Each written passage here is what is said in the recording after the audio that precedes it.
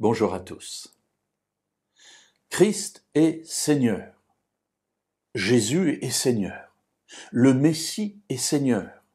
Voilà une expression merveilleuse et on se dit quel Dieu extraordinaire nous avons puisqu'il nous a envoyé Jésus pour que nous soyons sauvés.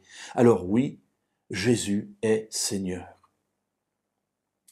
Pourtant, dans notre vie, nous agissons parfois de manière bizarre par rapport à cette autorité de Jésus, puisque lorsque nous péchons, nous lui disons en quelque sorte, écoute Seigneur, regarde ailleurs pendant quelques instants, parce que j'ai quelque chose d'important à faire pour moi, et comme je sais que tu n'es pas trop d'accord, eh bien écoute, va t'occuper de quelqu'un d'autre, et dans 10 minutes, reviens vers moi.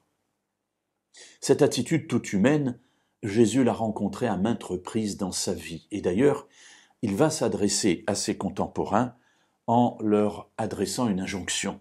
Dans l'Évangile selon Luc au chapitre 6 et au verset 46, il est dit « Pourquoi m'appelez-vous Seigneur, Seigneur, et ne faites-vous pas ce que je dis ?»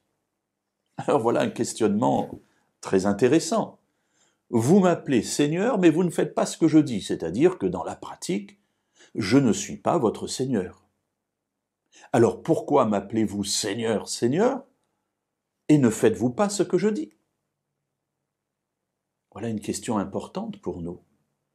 Dans notre vie de tous les jours, dans nos choix de vie, dans la manière dont nous parlons à ceux qui nous entourent, notre conjoint, nos enfants, la manière dont nous exprimons notre autorité vis-à-vis de ceux qui sont des subalternes pour nous.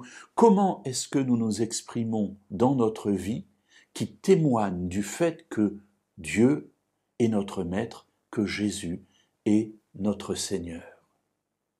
Eh bien, Jésus nous donne la réponse ici simplement en faisant ce que je vous dis. Connaître la volonté de Dieu est bien, mais la pratiquer, c'est mieux. Connaître ce que Jésus nous a demandé de mettre en place dans notre vie par son esprit, c'est bien, mais l'accepter et le mettre en place, le laisser se développer dans notre vie, c'est mieux.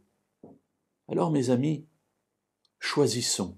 Bien sûr, on peut tomber, mais choisissons de laisser Jésus être Seigneur de nos vies. Alors à ce moment-là, lorsque nous lui dirons Seigneur, Seigneur, cela aura du sens.